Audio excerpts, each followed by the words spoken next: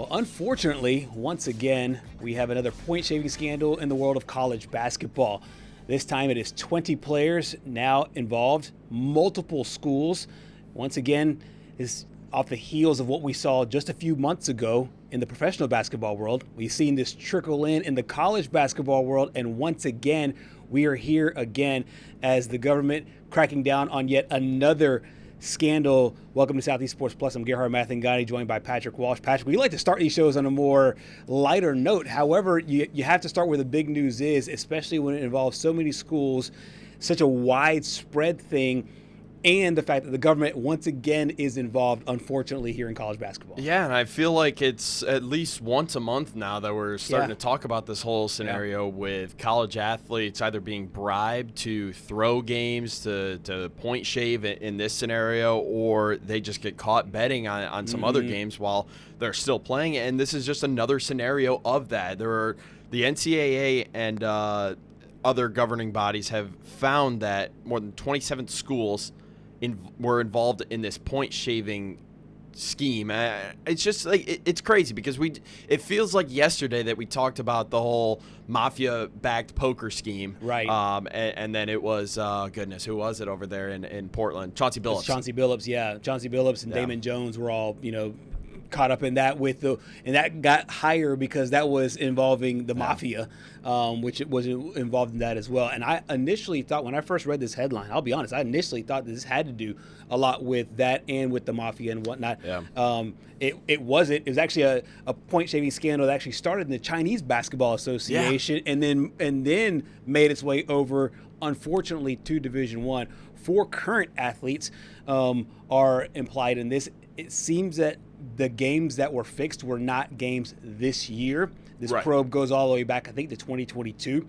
And so, that's correct, yes. So there was this is a long stretch where the government has made a very, very compelling case against these players and against these coaches. And what I think it speaks to is just how it's unfortunate where it seems that as soon as gambling became legal, sports gambling became legal in the United States, there was going to be some overcorrections. And that's always the case anytime you go from something being regulated or is done in the shadows to now done in the light. I just think that I always hope every time we get one of these stories, it's the last time. I would just think that, okay, it's enough of a deterrent to not have it anymore, to have this much public shame, to possibly serve jail time. I'm like, okay, this is the last blow. And unfortunately, here we are again. And I don't think that this is going to be the last. I just feel like I made the snowball analogy with the whole TJ Finley situation yesterday. And I feel like this is starting to become into a snowball, and the avalanche warning is already in effect.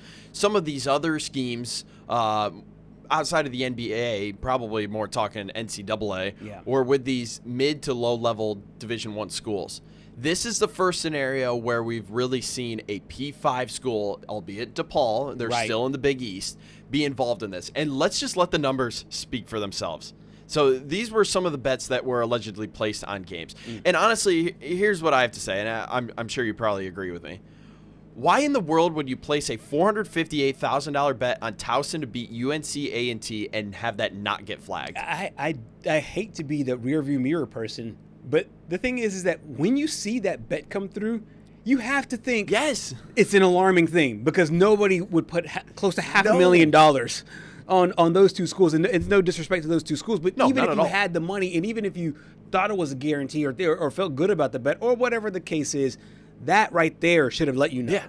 And then we've got $424,000 on Kent State to cover the first half spread against Buffalo, $275,000 on South Alabama to cover the first half spread against Southern Miss, $256,000 on Northern Kentucky to cover the first half spread against Robert Morris. Robert Morris and Southern Miss are on here 3 times, I believe.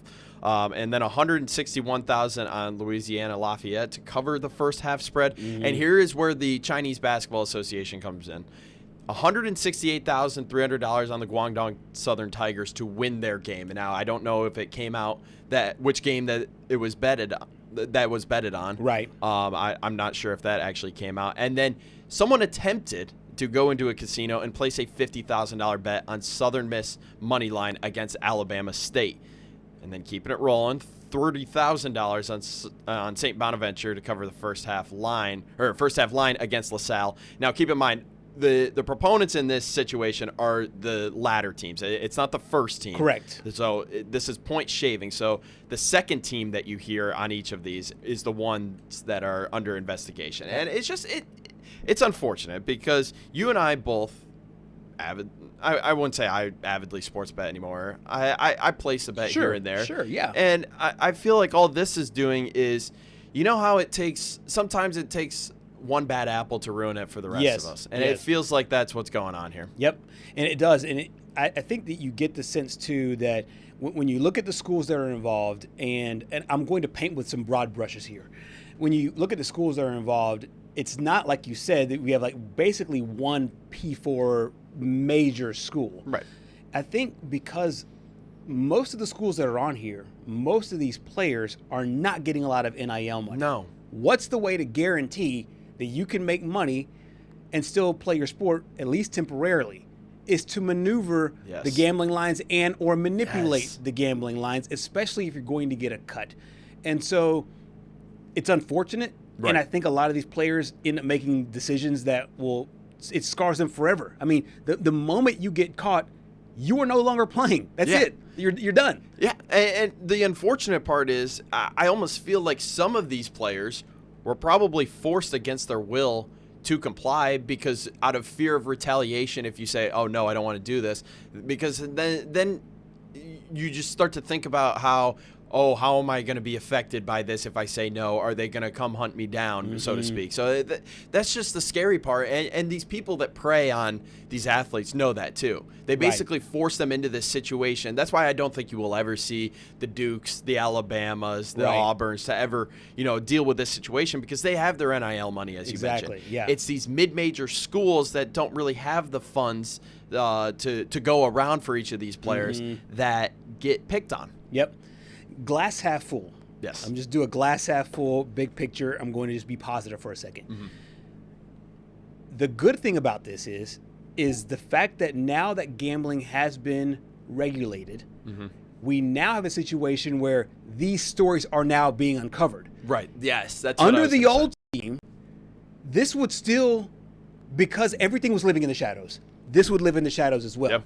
So we are cracking down on these bad apples, so to speak, and we're getting to these things a lot faster. That is the one good thing. And people who want to lament about sports gambling, the legalization of it, this is the good side of it. It is. And hopefully, once again, I'll say this, hopefully this serves as a deterrent for anybody else looking to do this and or jeopardize their future and or their teammates' future.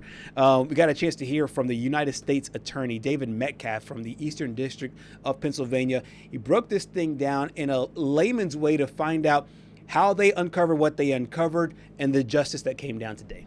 The scheme here was the defendants would identify a game in which a corrupted player had a team that was favored to lose, and then they would bribe said player to deliberately underperform so that his team would lose by more than they were favored to. They would bet for them to not cover the point spread. They started this scheme, again, with the Chinese Basketball Association where Mr. Blakeney was playing. And Mr. Fairley, Mr. Hennon, Mr. Blakeney eventually made a lot of money. Mr. Blakeney was a standout star in the Chinese Basketball Association. He was averaging 32 points a game at the moment that this conspiracy started. In the first game, he scored 11 points. And they didn't cover the spread. And Mr. Fairley and Mr. Hennon, who were professional sports bettors, would then wager substantial amounts of money based on this fixed game. And how the scheme worked is Mr. Fairley, Mr. Hennon, and these other leaders would bribe NCAA basketball players to the tune of $10,000 to $30,000 per game. The player would then agree to deliberately underperform in the game in which his team was favored to lose by a certain amount of points. They would then try to lose the game by more than that amount. So, for example, if a team was favored to lose by 4 points, the player would receive a bribe to underperform so that his team would lose more than that. They did so with carefully orchestrated FaceTime calls to obscure and prevent their communications from being intercepted and recorded. They recruited other players. They had players recruit their teammates. And this scheme and this conspiracy eventually mushroomed. It eventually enveloped 17 NCAA Division I programs, 39 players, and 29 games that we allege were either fixed or attempted to be fixed. I'm not going to go through every team, school, and game, but I think you all get the point. This was a massive scheme. It enveloped the world of college basketball. It included conferences such as the Big East, the Atlantic 10 Conference, the Sun Belt, the Horizon League. It involved games against nationally ranked programs. It involved games in the playoffs of conference championships. It was a significant corruption of the integrity of sports.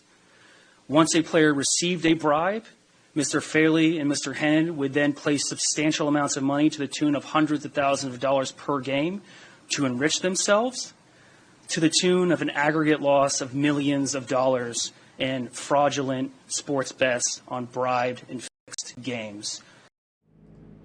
It's a 70-page document, lots to dive into. I'll name the schools that are in this indictment: Abilene Christian, Alabama State, Buffalo, Coppin State, DePaul, Eastern Michigan, Fordham, Kennesaw State, LaSalle, New Orleans, Nicholls State, North Carolina A&T, Northwestern State, Robert Morris, St. Louis, Southern Miss, and Tulane. The NCAA and the United States government all working to corral this, and hopefully this will be one of the last times that we talk about these situations. If history says anything otherwise, then we probably won't. But it's good that this story has now been put to bed, and justice now will be served as they move forward. Let's now move on to a little bit of lighter news here. The College Football Hall of Fame is now out. We knew that there would be guys that are tied to the SEC that would make their way into the Hall of Fame. A couple have, a couple didn't, that I was actually really surprised by. Yeah. We will talk about the ones that are going into the Hall of Fame, led by Heisman Trophy winner and former Alabama great Mark Ingram. And this is, to me, when I think about the start of Nick Saban's dynasty, he's the first player that comes to mind. And, of course, he ended up going to the NFL, played for the 49ers, played a little bit played with the New Orleans Saints there as well. But there's Garrison Hurst, who also is in there as well, played for the 49ers, and ties there to the SEC. I think that this is obviously, whenever you win a Heisman Trophy, you think that you're probably on the doorstep of making the College Football Hall of Fame as the best player.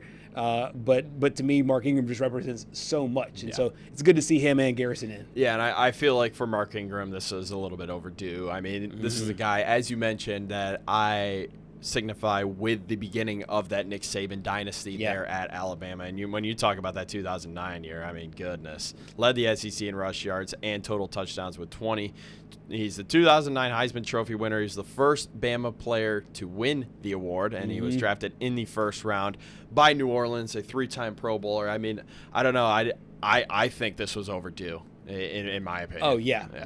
The 2009 Heisman Trophy winner. I think, obviously, when we talk about college football, it's a wide scope. Yep. And so the guys that are not on the list is actually pretty impressive as well. Like Cam Newton is not in as well, and he won the Heisman Trophy the very next year. So maybe they'll go into the Hall of Fame the very next year as well. But there's a lot of guys that made a huge impact on college football that are not in this thing. But congratulations to Mark Ingram. We talked about that 2009 championship team. That was the run that started what ended up being the greatest dynasty in the Alabama's greatest dynasty for sure. And you can make an argument the greatest dynasty in the history of college football, given the fact that the other dynasties didn't have to deal with the restrictions that Coach Saban did.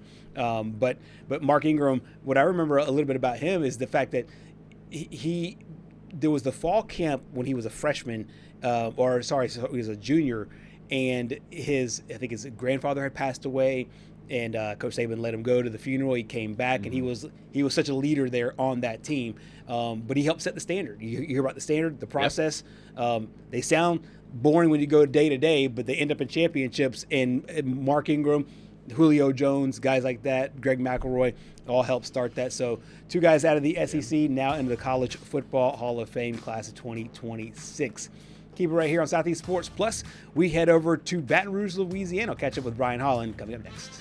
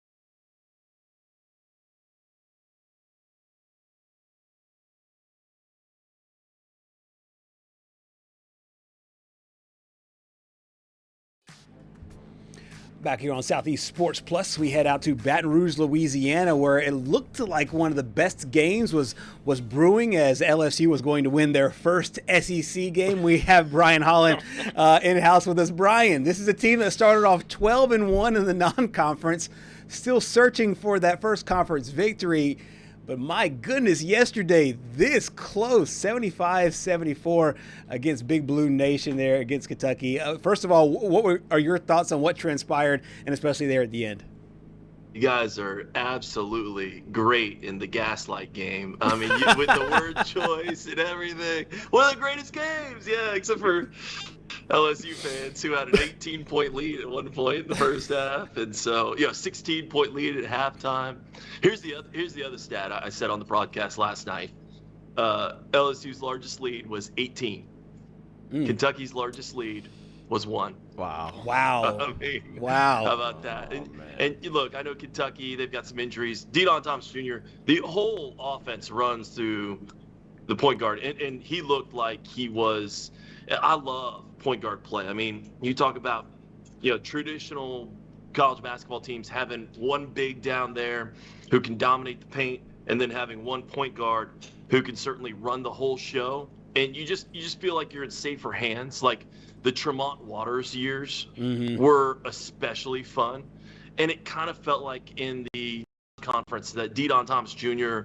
was the guy, not a Tremont Waters, not to that level, but man, he inspired a lot of security is probably the word that I would use. It just felt like you're on the tracks, and he could manage the game. And to not have him in the first 4 games of the SEC slate, and it was a practice injury, and so that's tough. That's tough to swallow. And you go, okay, well, he ran the entire show. First 3 games did not look great, right? Like we all saw the South Carolina game. We don't, especially after last night's results, we don't think a lot about the Gamecocks. I think they've got a couple dudes on that team, but to just get run off your own home floor, I mean, LSU made a run in the South Carolina game and got it as close to 7 points. That was it. Yeah. It's as close as it got. 7 points with like 3 minutes left. I think they did it a couple times, but the final one was with about 3. That's as close as it got. And so for you to finally be in control of the game, Deon Thomas Jr. doesn't have to be there. I mean, you are running, and it felt like every loose ball went your way. Great transition offense. Didn't have a lot of mistakes. Yeah. And then, of course, to have a bunch of turnovers in the second half, it just felt like, oh yeah, we are doomed. Yeah. Like the floor will fall through. That's kind of how. Even through the non-conference, I feel like LSU fans have been like, all right, Matt McMahon, you have to prove it. Yeah. You like, before we believe in you, you have to prove it.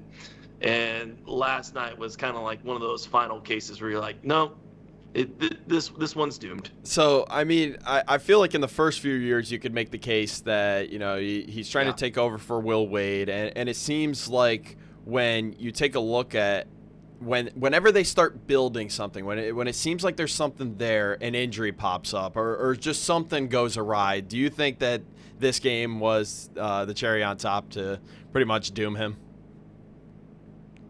Really feels that way. Look, Verge Osbury, the new athletics director, gave a couple interviews this week that, hey, we are not going to do this whole mid-season firing. That is not who I am. And I was even talking to a coworker last night. I told her, I said, like, look, we don't have a track record with Verge. He's been the man behind the man for a long time, and several administrations. He's been at LSU basically since he's been in school. So we're talking about like 30 years is the ballpark here of how long Verge Osbury's been there. But he's never had to make the move. So we don't have a track record or a history of what you're getting, like with a Scott Woodward, right? Big game hunting is what LSU fans like to say about Scott Woodward. We don't know that about Verge. Yeah. And so his first steps now as athletics director are telling us what's to come. Well, he did some interviews, and I think Matt McMahon's probably very grateful now that he did these during the week and said, we're not going to do the midseason firing. That's not who I am. We're not going to do that. We're going to let the process and the season play out, and then we'll do an end of season assessment. So, now with that now 0-4, that fourth loss in the SEC, I think Matt McMahon is probably counting those blessings. But you're going to wait until the end of the season. I mean, look what just happened with your football team. You fired your coach midseason, and you went out and got the Portal King, and he's showing what he's capable of right now. And it looks like LSU's roster, I know they have the number 1 transfer portal class. We'll get to that here in a minute. But it just seems like, why wouldn't you want to get a jump start on the next cycle? I mean, it seems like they're just going nowhere this year. They're already at 0-4 in SEC play, and you might as well just, start thinking about next year, no? I think it's incredibly important to take in all the information, and I don't know what you really get by making a firing before March. That's true. Because if you want your head coach to have your program peaking in March Madness, and I think that's what you're going for, is you're going to want to see someone who's done that and has experience. Look, Miami of Ohio, undefeated. I'm an AP poll voter, so I try and watch as much as possible, try and go through as many game notes, as many box scores as I possibly can to take in all the information. Yeah. And don't forget, one week I'm the enemy and I'm getting tweeted at, and then next week I'm the ball knower, right? Yeah. Quote unquote. So this week I was the ball knower to some, I don't know what, anyways. So I try and keep a wide scope on who's doing well, who might be the next one, and I'm forgetting his name offhand, but Miami of Ohio, you're going to have these teams that are doing well early on.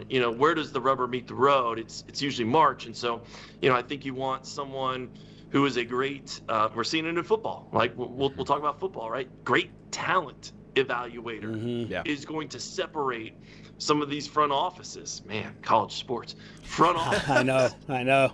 From the other programs. That's what we're talking about now. And so you need to do that. The whole thing with Matt McMahon coming in was he saw Ja Morant, and he coached Ja Morant, right?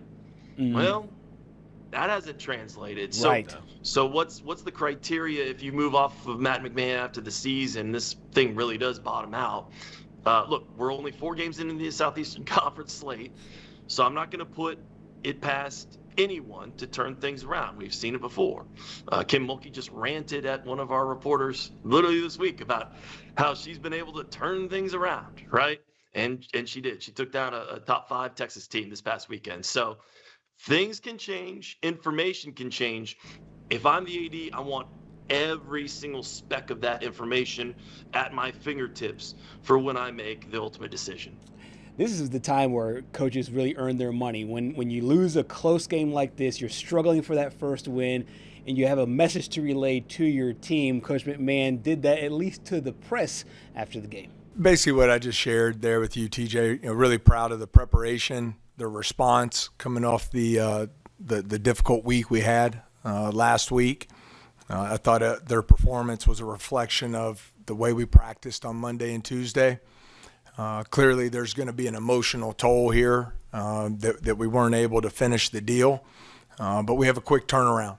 So we've got to start our preparation here for Missouri and build on all the good things that we did here today, and all the improvements that were made. I thought Markel Sutton, his response was fantastic. Really got us off to the good start with his three-point shooting, and it just thought he was overall really aggressive. So that's the men's side. We talked about the women. You mentioned Kim Mulkey. We'll hear that soundbite in just a moment. But first, a very nice win, a very, very good win over a Texas team that had come in, obviously no top 2 team there in the country, 70-65 earlier. What does this do for this team as far as momentum and confidence goes? I know this is a team with championship aspirations, but when you finally get it done within those 40 minutes on the court, it has to breed way more confidence as you move forward throughout the course of the season.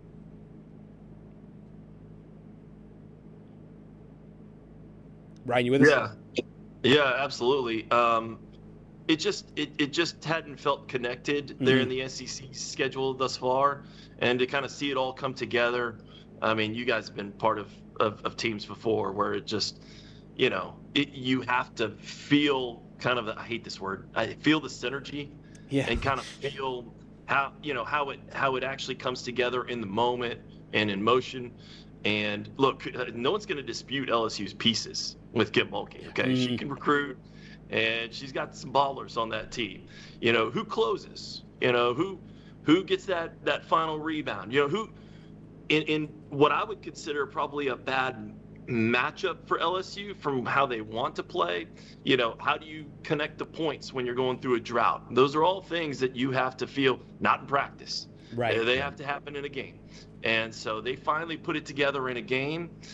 And Kim Mulkey, we talked about peaking in March. Boy, she knows how to do that. I mean, when they won the national championship, we all went to the Final Four, and I hate to admit this, but, you know, we, as reporters, even I think some of the print guys, we were talking at dinner one night in Dallas at the Final Four, and we all kind of felt like, all right, good first step, right? Like, yeah.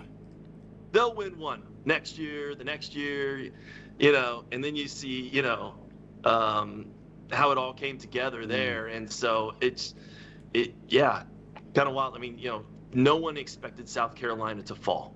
Right. I'll just say it. Yeah. I'll just say it. Like, you know, we'll put the quiet thing out loud. Yeah. No one expected South Carolina Just the to elephant. fall before the national championship game. They fell in the Final Four, and so you didn't have to play them. And then that set up the epic Caitlin Clark against Angel Reese. I mean, that was a lot of fun. So, like guys, you know, we're all talking in hypotheticals. You know what I mean? Like, how many of us, hand up, had Indiana in the national championship game? Yeah, right. How many of us had Miami in the national championship game 3 weeks? You know, like, this is what I love about sports. It's the best reality show you could buy. Yes. It's expensive at that. I don't think anybody really expected Miami to be in the championship. I almost had Ole Miss. You know, I almost had that one down, and I'm sure that would have that wouldn't have been taken nicely by the people there in Baton Rouge. Here's the thing. I think we probably, if we're all truth serumed up, we all had Georgia, not Ole Miss. I had Ole Miss. Yeah. I'll just. I will say, Patrick he's had Ole Miss since the Egg Bowl. He was saying this team can make a run for the national championship. I'm a Charlie Weiss Jr. fan. That's who I am. Okay. Michaela Williams obviously had a really great night there against Texas. What does she bring to the squad, and some of the ways she can help push this team forward as they get ready for a really tough Oklahoma squad? You're talking about Full Wiley? Michaela Williams. Oh, Michaela. Oh, yeah. Man. She is just it's amazing to watch her in motion. I mean, I can remember the first time I was baseline shooting the game, and I just thought, you don't see that movement like that. Like, she just, when she is in rhythm. I was listening to a sports psychologist the other day, and they said, you know, I'm advising. They were talking about actually golfers, and they said, you know, I'm advising my pros that everything in motion is 1, 2, 1, 2. It's not, you can't speed it up half speed. You can't slow it down. It has to be the way that you walk, the way that you pull the putter back, the way that you everything has to be the same speed. It's this motion. That's a championship motion. She's got championship motion. Yeah. Man, when she's on, no one else looks like her, I think, in the women's game. I mean, she's got a little Kobe to her. Like, it's she has to hit shots to open up the middle so that some of these slashers like Full Wiley can kind of get theirs, or, you know, get the feed pass to get it back out, working inside out. I mean, that's kind of an old school look at basketball, but that's kind of how my brain works too.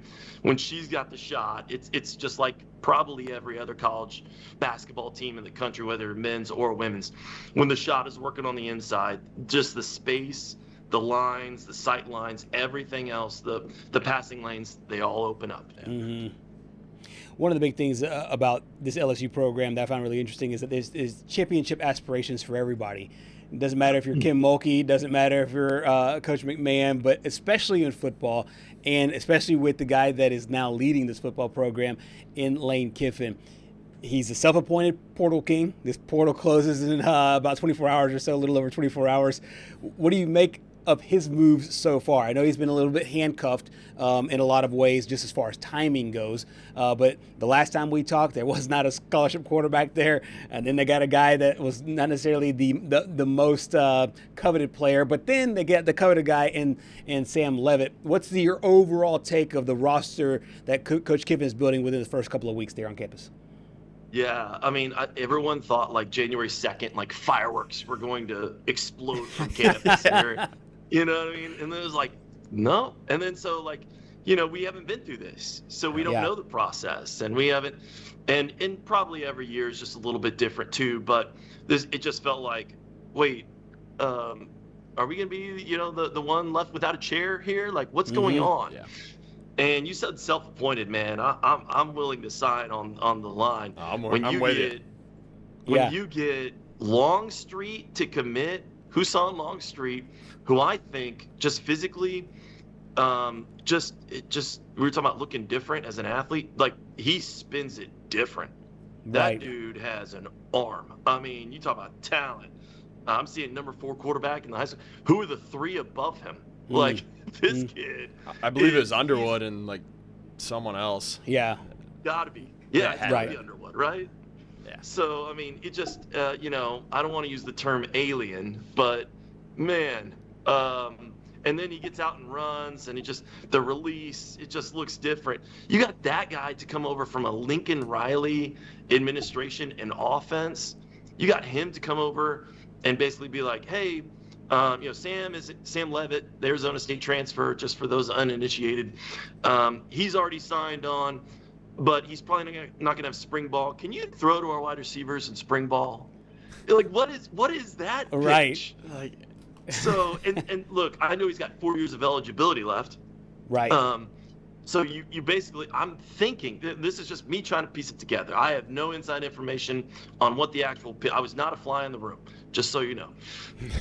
You go to Husan Longstreet, one of the most gifted athletes in the country, and you just go, hey, so Sam, the plan is Sam's going to be drafted here in the next year.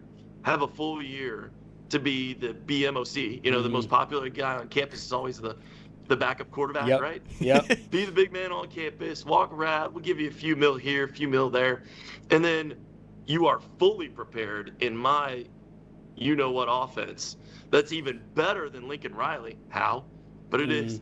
You know what I mean? Like, that is an insane pitch. Come sit here, take $2.5 million, walk around on campus, be an LSU Tiger, and then you're the man.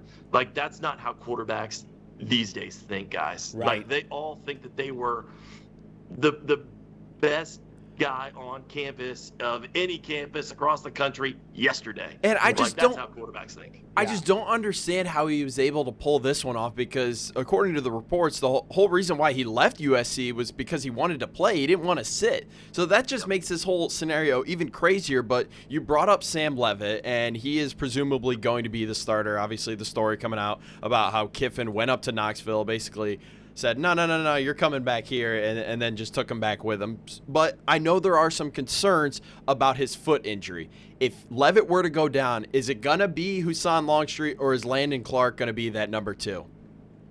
The other thing is, like, Landon Clark gave an interview on sports radio here in Baton Rouge that was just like, nah, man, I'm going to compete. Like, I got this. Like, and so, and look, like, the guy put up like 3,000 yards last year. So, like, you can't be, and I watched him play against Duke. He was good against Duke.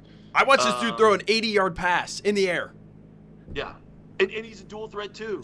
And so who's not to say that he's not the next Trinidad Chambliss? Yeah, that's a great comparison. To your guys' point, like 4 days ago, had Emil Picarella. And I love Emil Picarella. We know some of his family. He went to U High, so he went to high school on campus of LSU. He spun it in high school. Yeah. He's not your starting quarterback in college, at LSU. It's just not. And so you went from, a non-scholarship quarterback to now 3 who you could make the case are going to play next year. So you brought the Liz Frank injury, obviously Sam Levitt, he's recovering from that. We had Brandon Taylor, famed defensive back, went on to play in the NFL here at LSU. He talked about his Liz Frank injury and how it was basically like a 6 full months until he really felt like he was him again. And so, spring ball will be about 4 months for Sam. You can go through some drills, without really having to do too much with the foot, and then be just fine for summer workouts, getting on the same page with your wide receivers. That's the optimistic view, obviously, for any LSU fan, is Sam is ready to go here by July. You get with the receivers, you're ready for fall camp, and you go in headstrong there for the fall. Yeah, absolutely. I think if you were to break down what LSU can be next year, and I know it's January, and I know it's early, it's setting up from a talent perspective. Yeah. Brian, just from a talent perspective. Yep. It's setting up. Let's just say it's 12 teams again. Let's say the committee can't decide. I think if it's 16, you can all but guarantee they're in. But if it's 12 again next year, it is setting up that this team can at least be one of the 4 or 5 SEC teams in the college football playoff. Is that too much of a stretch? Is that too much, too fast? I knew where you were leading me this entire time. And I'm like, how do I get to this? And I keep flashing back to, it was the off season after 2019, and I'm doing one of these shows, right? Mm-hmm. And so they go, can LSU reload? And I'm like, yeah. Have you seen the guys that are on the page? Right. They're on the roster. Yeah. Like all of them are 4 and 5 star. This is LSU. You can just replenish. It's a completely new year, and I hate that clip lives out there. It's probably on just YouTube somewhere, but I hate that somehow exists and that I look like that guy. He's just like, yeah, it's LSU, of course. Well, Alabama didn't look like Alabama this year. That's true. Yeah. So anything is possible, to quote Kevin Garnett. Mm. It is what it is, and we'll see. You go with what has been the process that paid off before. Lane Kiffin and his general manager, boy, they know how to evaluate talent. Yep. And I just think, in the land where, you've got free agency and money flowing through college sports as if it hadn't before, that, your talent evaluation, especially with the free agent or the transfer portal, that's going to continue to pay off. Guess what? We're playing in the parade. LSU now is the portal king in baseball. Jay Johnson. That's right. Kim Mulkey certainly is portaling herself. If you want to be the portal queen. And then you got your boy Lane Kiffin, who's proven to be quite a transfer portal king as well. Absolutely. So Matt McMahon's got to step it up. I was about to say either Matt McMahon's going to have to step it up, or Phil Jackson's about to be coaching there. They're going to get a name. If they get rid of Matt McMahon, they're going to get a name. That's for sure. Brian. That is what's happening at every water cooler in Baton Rouge right now. Is names being thrown like Phil Jackson. Oh, absolutely. Thrown out there. I'm sure there are people out there saying Coach K is going to unretire. Come to Baton Rouge. Bill Cowher. I know it. Brian, you're the best, man. Certainly appreciate your time here on Southeast Sports Plus. Thanks, guys. Brian Holland joining us from Baton Rouge, Louisiana. Lots to break down there. I think if Matt McMahon for now can kind of hide in the shadows of what is going to be a good baseball team, but already is a good women's basketball team, and what's going on in football. He's got to put together a good February and March, though. Nights like last night have to hurt. Those just hurt so bad. They'll look to rebound coming up this weekend. They're in the SEC. Coming up next here on Southeast Sports Plus, we'll talk some more college hoops after a really entertaining night of basketball. Stay with us.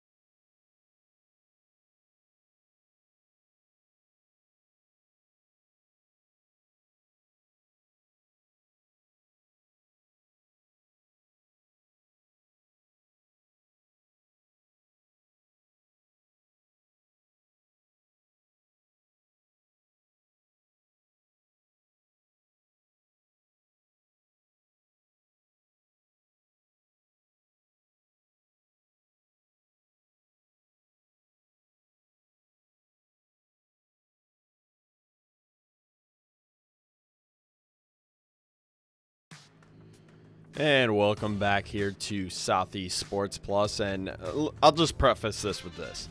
Last night was just absolute craziness across the board, not only in the SEC, but also in the ACC. I mean, I don't remember a night where we had 3+ buzzer beaters in one night, especially on a weekday. But that's exactly what we had last night. We'll start here with the Ole Miss Rebels getting their second win against Georgia within the same month. Obviously not the same sport, but a 97-95 win over the 21st ranked Georgia Bulldogs. Big one there for Chris Beard and company. They've got 2 in a row now. They're starting to build something over there in Oxford. A lot of the hype was around the football team. Now maybe he can start to add some to the basketball team there. And then Auburn fell 84-74 to Mizzou. Jaden Stone with a really nice night for the Mizzou Tigers. And then the game that we just talked about there with Brian Holland, Kentucky erasing that 18-point deficit to beat LSU on the road. Potentially could have saved Mark Pope's job. Who knows if that's the case, but I mean, you could definitely make the argument there with that. And then the game that we'll talk about here in a minute, Texas handing Vanderbilt its first loss of the season, so the Commodores will have to settle for tying their best start in program history there at 16-0. And then the last game from last night, Arkansas easily handles business against South Carolina. They win 108-74. Really entertaining night of basketball. Yeah. We always make our predictions, and it just feels like every year. I got to give you your flowers now because you keep giving me my flowers, so now I got to give you yours. And last night, there was a couple that I thought that LSU game. I thought that was going to be crazy. But that was also a desperate Kentucky team. Yeah. It just feels like every year in these midweek games, there are maybe I'll say anywhere between 1 and 3 of these, right, where it just feels like the underdogs come up and win big games. Where I was really surprised, Georgia losing, obviously at home. Yeah. You don't necessarily see that. No. A lot of times it's those road teams, the home teams with that crowd, that environment. What I saw at Texas, when I saw that crowd at Texas, I told you. The Moody Center, it's like the old Nick Saban quote. It's haunted. Yes. I'm telling you, Yes. This place, I've seen enough Big 12 basketball to know that you can't really go there and have success. Right. And Vanderbilt, it was hard for them, and it wasn't necessarily a terrible Vanderbilt game, but you could just tell that crowd was into it. And Texas is one of those programs to me that when the men's basketball program starts rolling, you pair that with the women's, that has to be an electric atmosphere in those midweek games. And then after football season ends in February, I'm sure Saturdays and Sundays when the men play and then when the women play, it has to be absolutely insane. So Texas obviously getting a big win there. I just feel that the SEC, we talked about it earlier. Obviously not getting 14 teams in. I think that's a pipe dream. Probably will never happen again. That's a pipe dream. But I can definitely see 8 to 9 to 10, and I think Texas can slide their way in there. As if the thing was coming out right now, I don't think they're in, but I think that they can obviously work their way in. I don't know though, because I feel like if they aren't in right now, they've got to be one of the first 4 out or the next 4 out. Because when you beat Alabama and Vanderbilt twice within, I believe it was 4 days, that's got to do something for you. Plus, you have the win over NC State. You have a couple bad losses. But, I mean, it was just so shocking that we heard last week Sean Miller basically talk about effort. I mean, I feel like these coaches aren't really holding back anymore. They're kind of letting, Stephen Pearl talked about how some guys aren't showing up on time. Nate Oates talked about how Vanderbilt hadn't played anybody. And then Sean Miller is basically, just throwing his guys under the bus half the time about the effort. But, I mean, one thing that they did do well last night was shut down Tyler Tanner. Yep, that's exactly right. Kind of one of the guys, maybe I say a handful of guys. You could put LeBaron Feinlon in this category. You could definitely put Tyler Tanner in this category. You could put Darius Acuff in this category as kind of the early season player of the year in the SEC. Correct. He was looking that way, especially if they went undefeated. He was definitely going to be working his way towards the favorites. But, they slow him down a good bit. There's a good look at his numbers. 5 of 15 from the floor, 3 of 7 from downtown, perfect at the free throw line, 3 rebounds, a couple of assists and steals. So not a horrible game, but definitely off his pace. And I feel like you now have Texas is now laid the blueprint on how to beat this Vanderbilt team. You slow him down and you hold everybody else at bay, and you have a chance to win it. Yeah, because it seems like whenever it's basically the same situation with the Vanderbilt women's team. When you shut down Michaela Blakes, then who is their next best scorer? Right. Corey Curtis said it best. Yes. They don't really have that consistent second scorer, and that's what we saw with Tyler Tanner last night. I know Devin McLaughlin also had a pretty decent night, but I mean, AJ Okereke at center, he didn't really do anything. I believe he had 4 points in like 30 minutes. So, Right. I mean, they're probably going to need a little bit more out of him if they want to be able to keep this up. But Corey also said it best. They're going to drop some games, and Roger said Texas is going to win some games that they shouldn't. Right. So I think this is just more so a product of the SEC being the SEC. Me too, and a really tough place to play, and they made it really tough there at the Moody Center. 9 of 25 from downtown. That was the numbers for Vanderbilt behind the three-point line. Head coach Mark Byington talked about all those misses. We missed open shots in the second half, and for whatever reason, fatigue and we went for some threes there towards the end. We're still probably pretty good looks, and we just missed them. And sometimes it's like that. They hit tough shots, and then we missed some. The more concerning thing was I think we had 2 turnovers at halftime, had 8 the second half. And so we were a little sloppy with the ball. That was probably if there was anything frustrating in the second half, was kind of just a little bit off. I think we were pressing. And, they did a good job of kind of forcing us to take mid-range shots and pull-ups, and we're better than that. We kind of got suckered into that. And those are the shots we got to eliminate. 16-1 overall, 3-1 in the SEC. So Vanderbilt suffers their first loss. Coming up next, they'll take on the Florida Gators, a red-hot team. This could be good for whichever team wins moving forward about who the class in the SEC is as this season and the SEC part of the season continues along. Back here on Southeast Sports Plus, next we will close up our first hour with a look in the NFL. Who's replacing a lot of different guys, 9 jobs opening. We'll have our takes coming up in just a bit.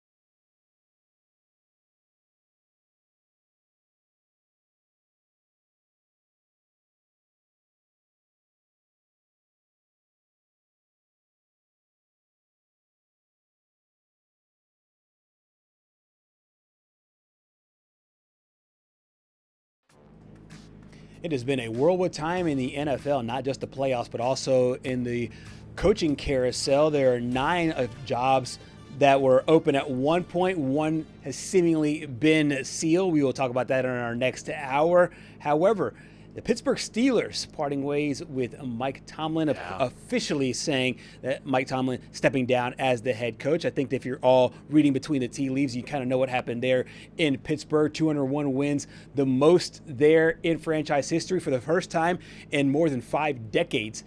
They are looking for not necessarily a new coach, but for the first time in 5 decades, they're going to find another guy. So they had Chuck Noll for the longest time. They had Bill Cowher for the longest time, and then Mike Tomlin for the longest time as well. The definition of stability. So the Pittsburgh Steelers, one of the most storied franchises in the NFL, now looking for a new head coach. And a lot of pressure because all those guys I just named, they all won Super Bowls. Yeah, and I honestly, when I heard that they're looking for their 4th head coach since 1969, that to me was like, wait, no, there's no way that can be right. But I mean, Mike Tomlin's been there for a while, but I almost feel like him and Sean Payton, I want to say, kind of fall under that same category. Right. Had great success early on, and you could even throw Mike McCarthy in there as well. Yeah. Early in their careers at these, I almost said schools, at these franchises that had won Super Bowls, and it just felt like they were trying to chase it ever since. And I know Pittsburgh, I believe, lost 7 straight playoff games under Tomlin, but he never had a losing season, so you can always hold that. But it got me thinking, who should Pittsburgh hire as their next head coach? And why don't you go ahead and lead us off here? All right, so we know in the NFL they do a lot of retreads. I think that there's one retread that bears, I think, revisiting. That's Yeah. Brian Daboll. Okay. And Brian Daboll is coach of the New York Giants. In my opinion, they let him go too early. Yeah. And I think that what he was working with Jackson Dart was going to be not anything crazy special, but at least viable for this franchise Right. as they move Okay. forward. And so I like Brian Daboll as a replacement for him. Now, the key thing is who should Pittsburgh hire, because this is my.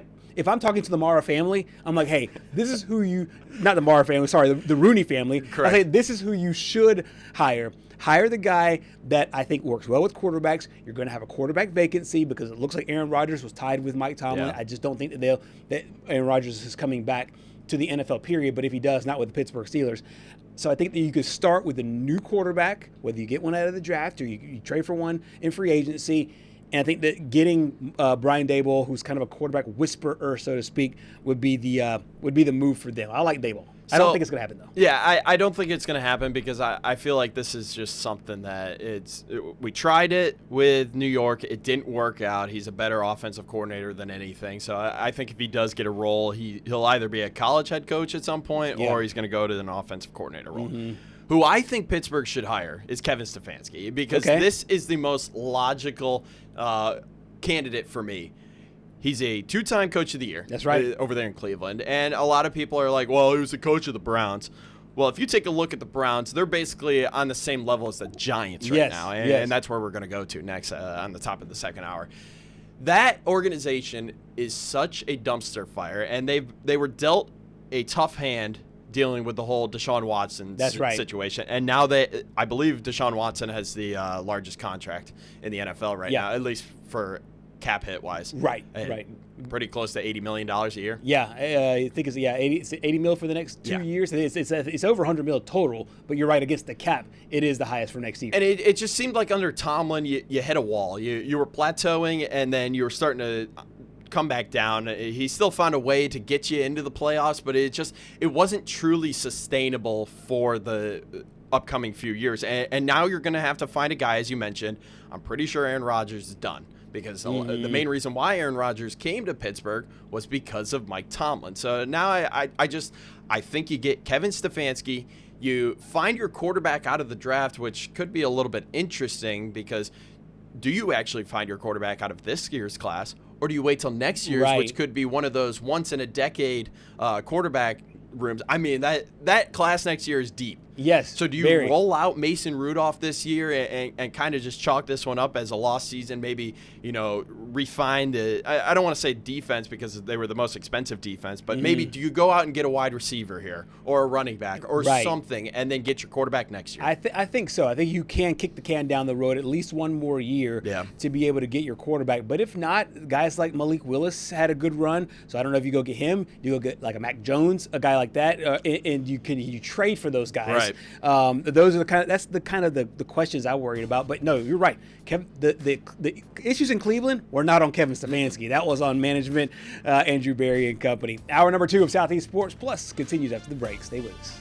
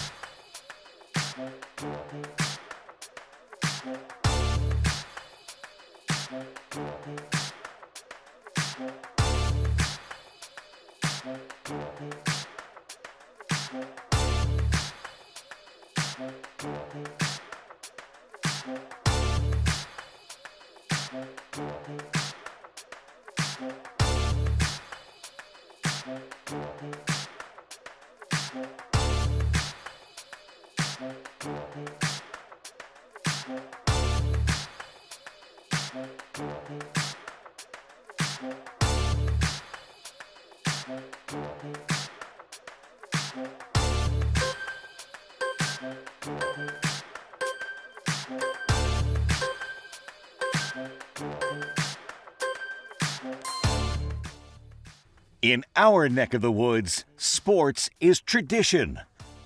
Sports is passion. Sports is family. Sports is fun. Welcome to our house. This is Southeast Sports Plus Live with Gerhard Mathangani. One of the most storied franchises in the National Football League is looking for a new head coach. That is the New York Giants, and it looks like they have found their man very quickly. It's a guy right off the market, one of the hottest names off the market, in John Harbaugh, a Super Bowl champion and the former coach of the Baltimore Ravens. Welcome back to Southeast Sports Plus. I'm Gerhard Mathangani, joined by Patrick Walsh, and we have another familiar face Yes, we do. back on the show today. Only one person that could join us to break down this news. 100%. Our very own Simone Eli joining us at New York's very own. What's up? Over there Oh my in gosh, I can cry PIX. right now. I'm in like the guest box. I'm in the guest I know, box. guest Why- box. I hate this. As we was- constructed the show, we were coming up with names for all these titles, and here you are in the guest box. I'm in the guest box. I was fully anticipating it being like our normal, three of us right across, as it was back in the day. And here I am in the guest box. So I guess that's just what happens when I leave. So good to see everybody. How are you guys? Happy Thursday. Good. How are you? You're kind of in the hotbed of football right now because the Giants and the Jets said, number one, they have, obviously great draft picks coming up to help build their futures. But then also now you have a situation where you have a new head coach there with the Giants, a program that has had a lot of coaches here. Since Tom Coughlin, they've had, 5 or 6 coaches, rattle them all It's been off. ridiculous. But now Brian Daboll's gone. And it looks like Jim Harbaugh is in. What's the initial reaction over there, being able to get a guy with his pedigree?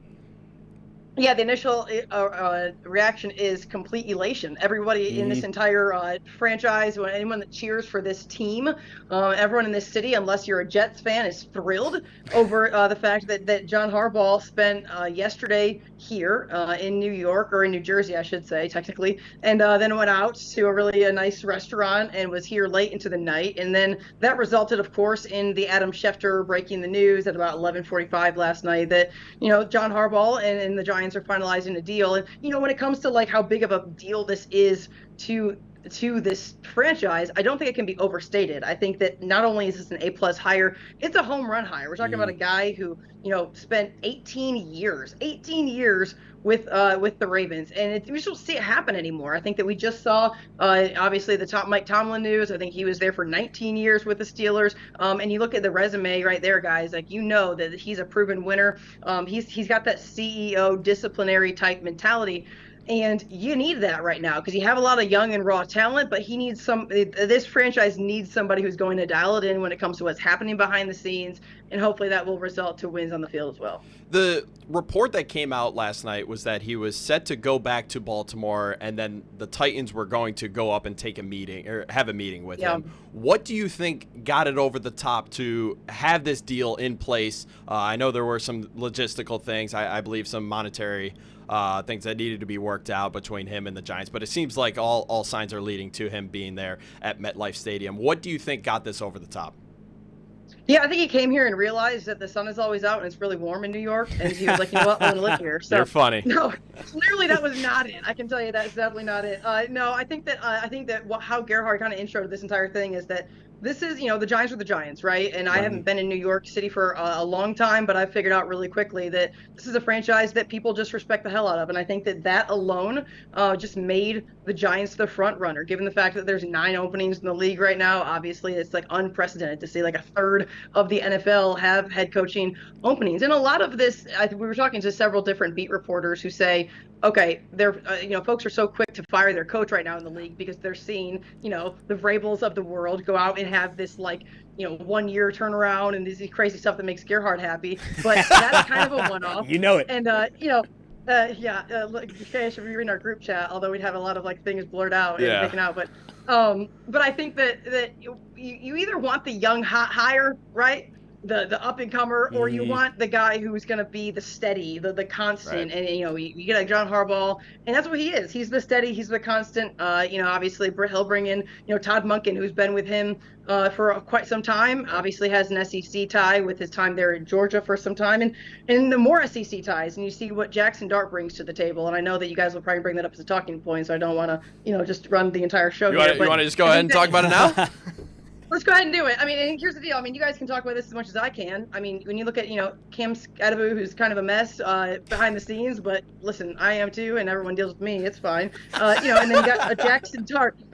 And you got a guy in Jackson Dart who's just become that guy, and I know, for you, Patrick, you're a newfound Ole Miss fan, so you've got some love there too. And so it's just, I think that what he, when you are able to see what it is that they have on that side of the ball, coupled with what they're doing on the other side of the ball. I mean, a great defensive front. I mean, they have probably the best roster available for openings right now in the league. And so there's a lot of wins there.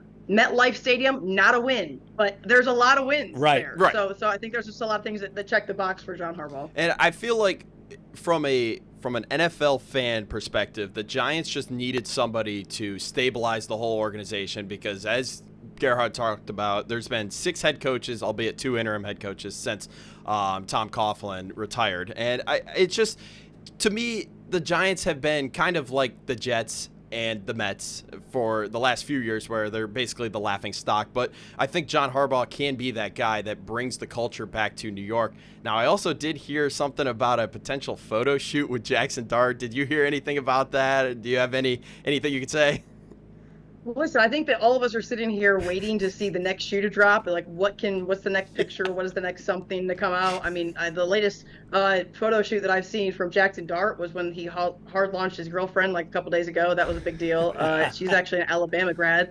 But no, I haven't seen pictures. I haven't heard that, but I do know that there were conversations specifically with Jackson Dart. I think it's funny because, I mean, Brian Daboll had a lot of great pieces, right? And clearly that wasn't a fit, but Brian Daboll helped sell, if you had to, this job to John Harbaugh, and I think a lot can be made of who Brian Daboll is.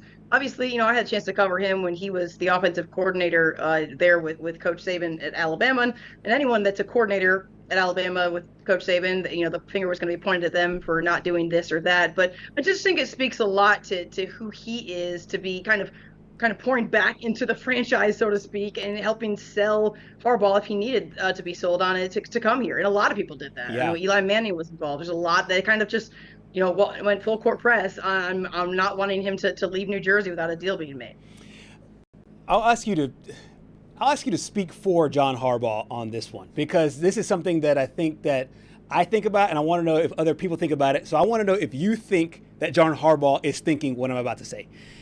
Do you think there's anything to the fact that the Giants looked like a better job because it's in the NFC and the Titans are in the AFC? Because in the AFC, of course, you got to go through Patrick Mahomes. You got to go through Josh Allen. You got to go through the Joe Burrow. You got to go through Lamar Jackson. I know he had Lamar, but I mean, it feels like the AFC is just completely loaded just to represent the conference in the championship game in the Super Bowl. In the NFC, if you look at it, the Seahawks are led by Sam Darnold, who we question all the time. The Eagles look shaky every single year. Matt Stafford leads the Rams, who might be gone in a couple of years. Do you think the NFC was just more attractive because it looks like an easier path, a la what the SEC is compared to maybe the Big 12? Yeah, I think that, yes. I think that certainly has to come into play. But I think it was more about the brand. Not to negate your point, I certainly think that is worthy conversation. John Harbaugh is not going to go take a job to go deal with a rebuild, okay? And not that the Titans are a rebuild, but my point is, you want to have a lot of upside. You want to be able to have the path of least resistance to go have success. There were just so many different things, including everything you just mentioned, that checked the box for why this made a lot of sense. But I think that not only, do the Giants just present a brand of football and a brand that means a lot to the league, but so does John Harbaugh. Mm-hmm. John Harbaugh is a brand. Like the Giants, make no mistake, they weren't really interviewing him. He was interviewing them, right? I mean, it's not like they were sitting here saying, we're not sure if this is the guy or not. He was the guy, And quite frankly, a lot of the conversation we've been having in New York is, how the heck were they going to convince Giants fans, someone else, hey, this is our guy, stand up here, holding the jersey, doing the thing, right? Like, this is the guy. Joe Shane's like, yeah, this is who we really, really like, and it ain't John Harbaugh. That would be a lie, right? And there was no way you were going to convince fans here that anyone short of John Harbaugh was the guy they wanted to bring in. And so I just think there were a lot of wins overall, but there's no question that the Giants are as happy as a pig, and you know what, to have this deal, I think, done. I mean, that's another thing. Like, can this get over with? Because Lord Almighty, we're sitting here just like waiting for like the. By the way, do you guys see these numbers? These reported numbers that they're talking about right now? Per year. Yeah. Last time it was 20. Which would be insane. But worth it if you can get a championship. A ton of money. Yeah, worth it if you can get a championship. I mean, shoot, that's worth it for anything. I mean, I coached in the Jets, that'd be worth it. I mean, like, listen, that's pretty strong.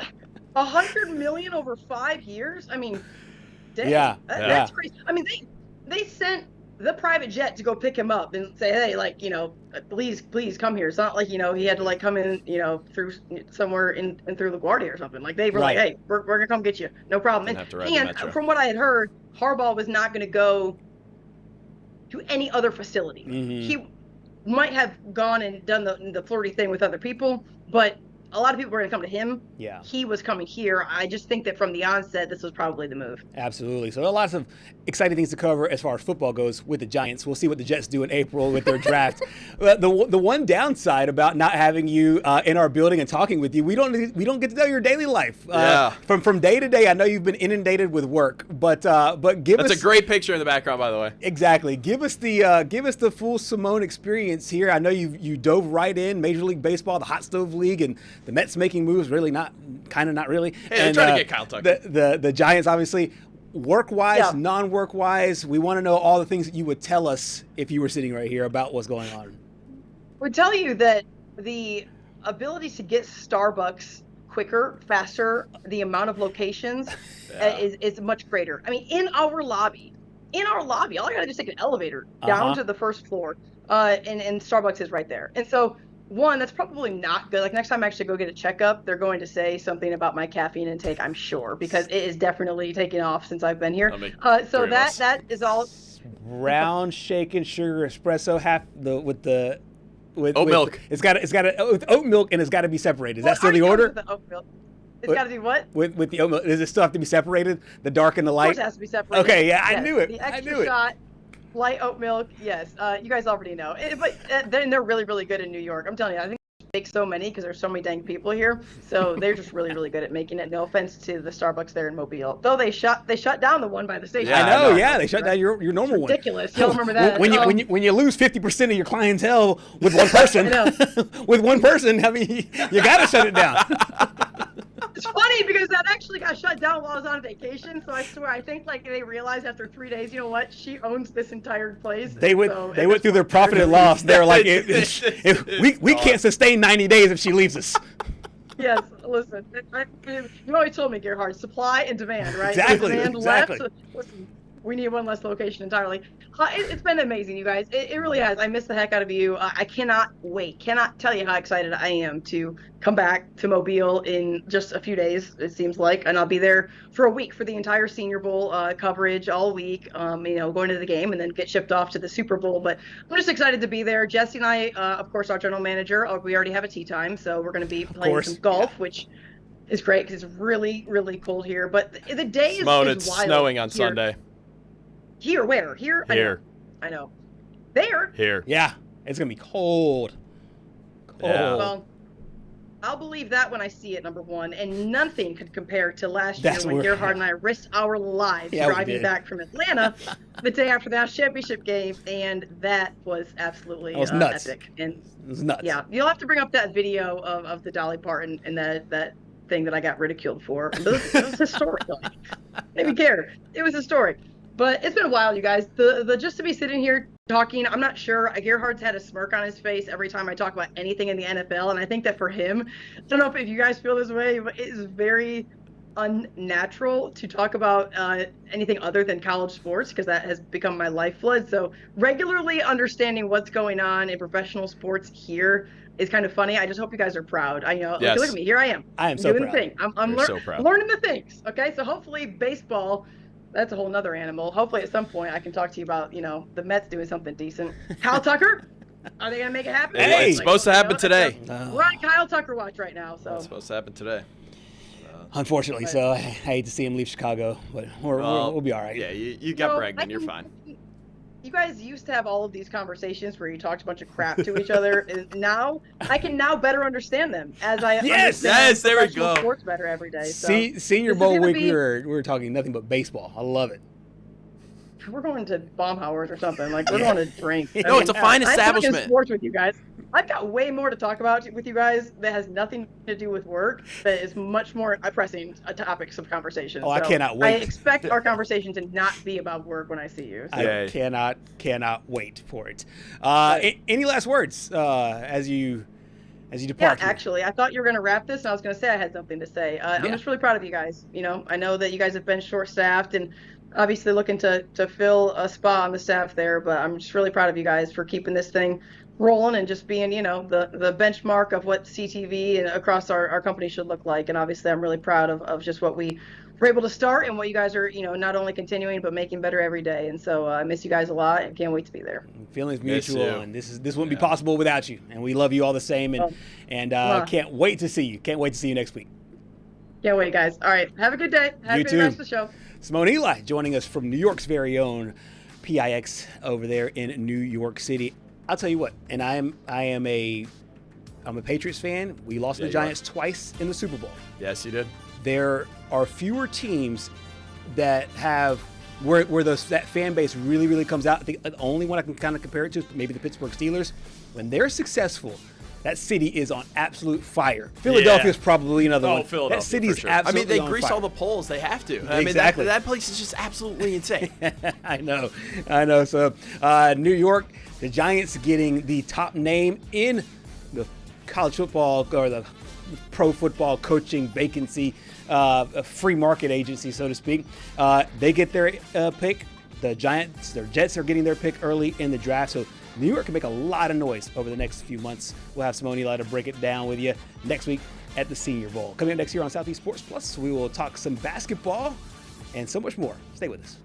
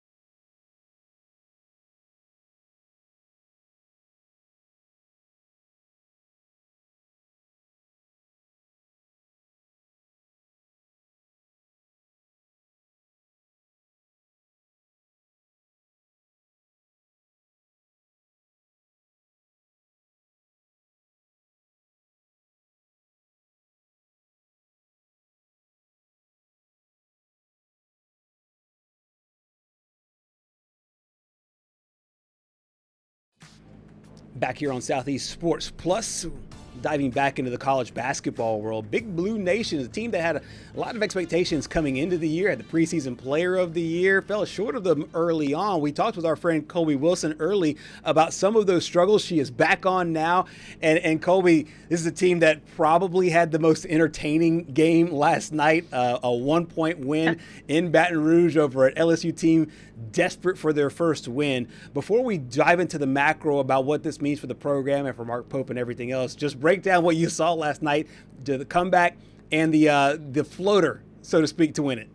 Oh my gosh, well, they like to make it interesting, don't they? Yeah. For all of Big Blue Nation, as if it hasn't gone through enough already. But I mean, from the first half to second half, as anyone watching, it was like night and day. First half, really just non-existent on either end of the floor. And then 22 points. LSU held Kentucky to 22 points. That just says enough, as is. The stat sheet was unbelievable. And then Mark Pope, I feel like he's had to have these like incredible halftime speeches, because then the second half comes and you see a lot of fight. I mean, just night and day offense. Then, of course, you had your players that you would expect to take over. Otega Oweh, Denzel Aberdeen, had maybe 18 alone in the second half, didn't really score in the first. And then the shot, unbelievable. And it's so funny because that was not what was supposed to happen. That was not the play designed with 1.6 seconds left on the clock.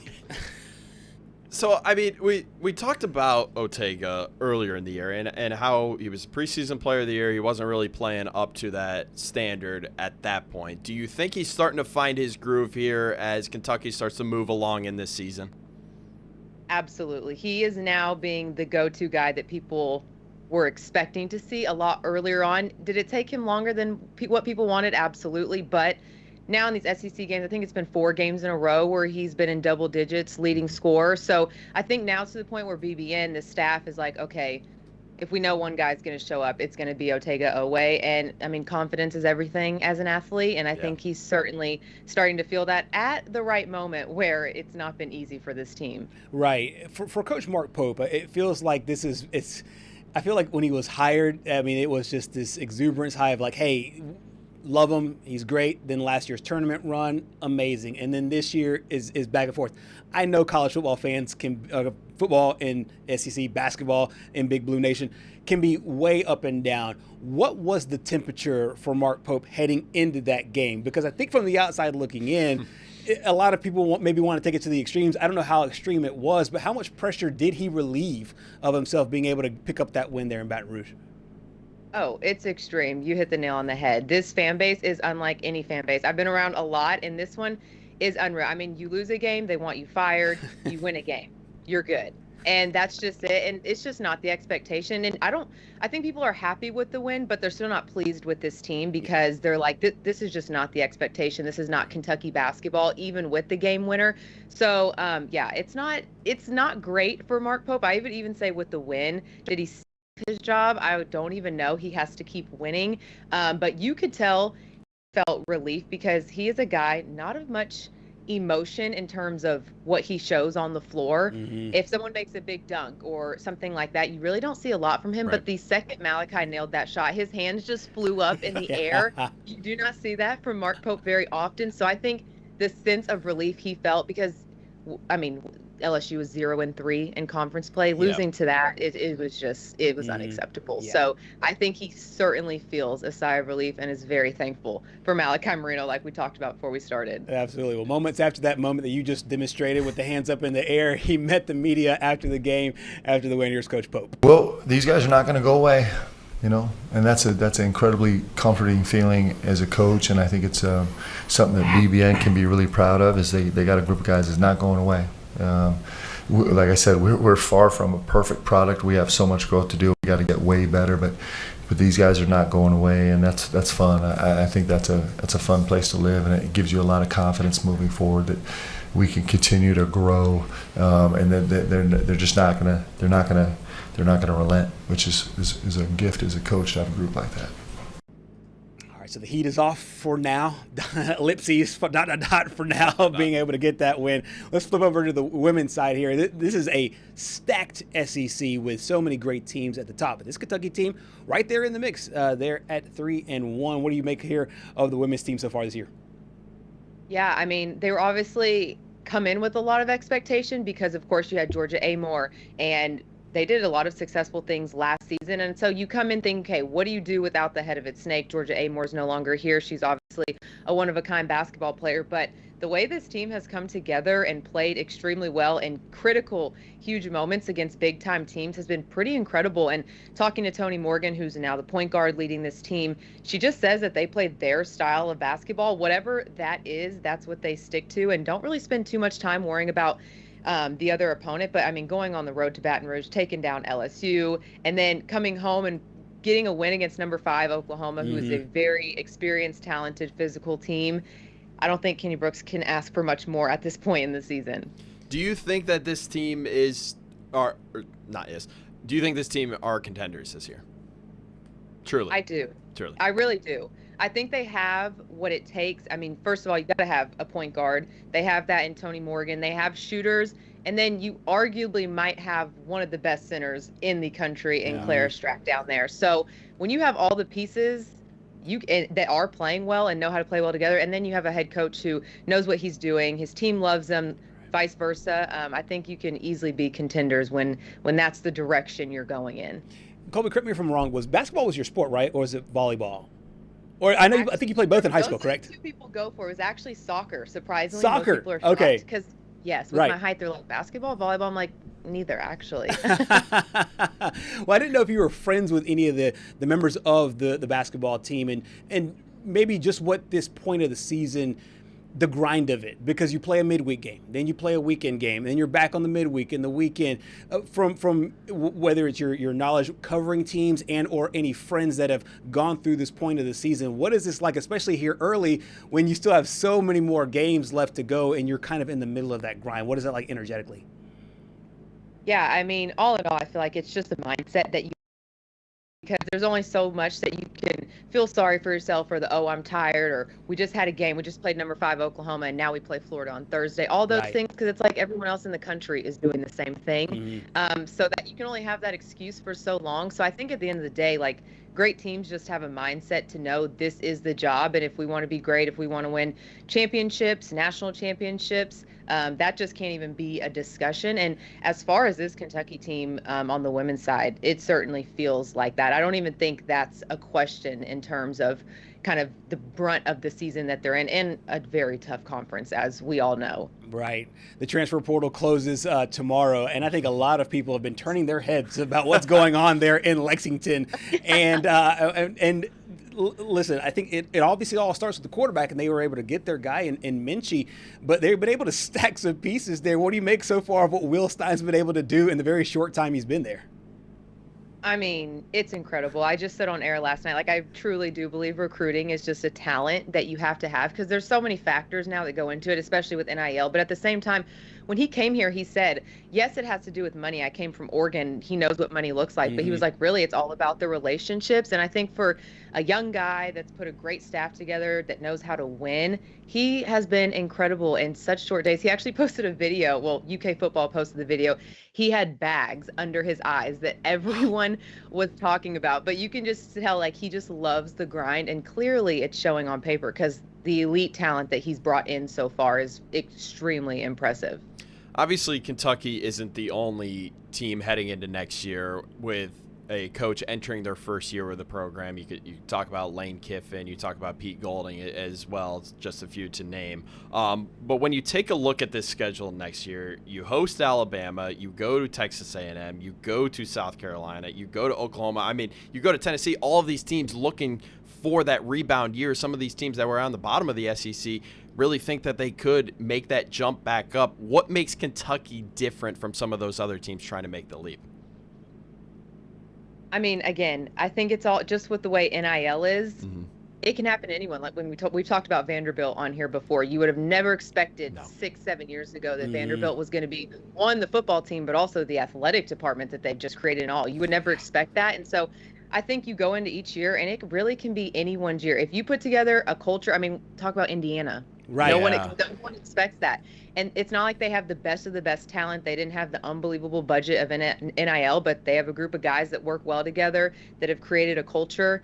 And I think that's the same thing for Will Stein. He obviously comes from winning programs. He's bringing that culture here to Lexington. And when you have the experience and you have the mindset, I think that's what sets you apart. And just based off what we're seeing so far, that's something that Will Stein is already great at. And so I think that's what's going to set them apart. And even if it's not some, they win 8 games in the SEC, you're going to see at least a different fight on the field, in my opinion. You teed up my question perfectly. We'll get you out of here on this, because you brought up Indiana, and to me there are a lot of similarities, of possible similarities between these two programs, often seen as basketball schools because of the championships, because of the tradition.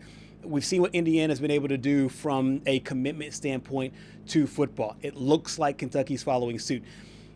In much of the same way, when a neighbor starts building a pool, the other neighbor wants to build a pool same size or bigger. Is there a sense in Kentucky that, hey, we look in the mirror and we see what we can be, and it looks like something like Indiana? Obviously not Indiana. It's not an apples to apples comparison. But do you think that Kentucky football fans say, hey, look, if they could do it there in Bloomington, we could do it here in Lexington? Absolutely. And when you go on X and just scroll, you can see Kentucky fans like, oh my goodness, like Indiana is really about to play for a national championship. They have an elite quarterback. Like, I think it's just almost utter shock. But I also think, like you said perfectly, you look in the mirror and you're like, well, if Indiana can do it, Kentucky can absolutely do it too. Which I think, I wouldn't necessarily put more pressure on the staff or this team, but I think it builds a sense of hope where it's like, okay, a program like us is able to do it, why not us at the end of the day? And so, and for programs around the country as well. Absolutely. Real quick, last question. What would be a respectable record in your mind for year one under Stein?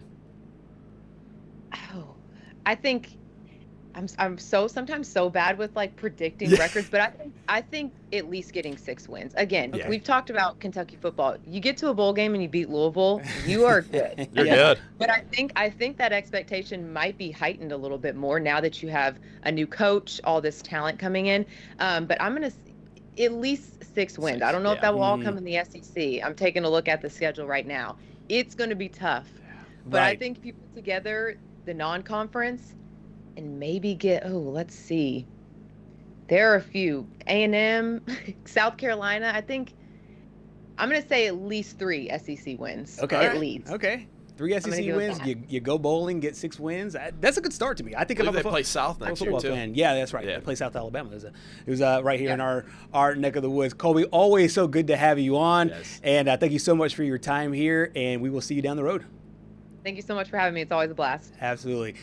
Colby Wilson joining us from Lexington, Kentucky, and I'll tell you, she made mention of this. I think that she brings up a perfect point that the fans there are like this in basketball with Coach Mark Pope. I thought he bought himself a lot with that, and I think with Kentucky, this is a team that there's few teams to me that when they get on a roll, you completely trust that they'll just follow it through. Kentucky's one of them. Well, and I think when you have a $22 million roster, the expectation is you have to make the Final Four with that, or else it's a bust. And when you're talking about a team that nearly lost to LSU, who I believe finished second to last year in the SEC, that does not bode well for your head coach, who already has an embarrassing loss against Gonzaga. So I think this is one that you're glad you won the game, but I think you can still learn some lessons from this, and you can use it as a building block. Yeah, and if you want to be playing well, this is the time of year you want to start revving up. This is the crescendo part of the season. It looks like Kentucky's doing that, at least from the win-loss column there in Lexington. Appreciate Colby Wilson for her time. Coming up next here on Southeast Sports Plus, we'll talk some NFL playoffs. Lots of SEC guys ready to go another level and get ready for the championship round in each conference. We'll have that and more next.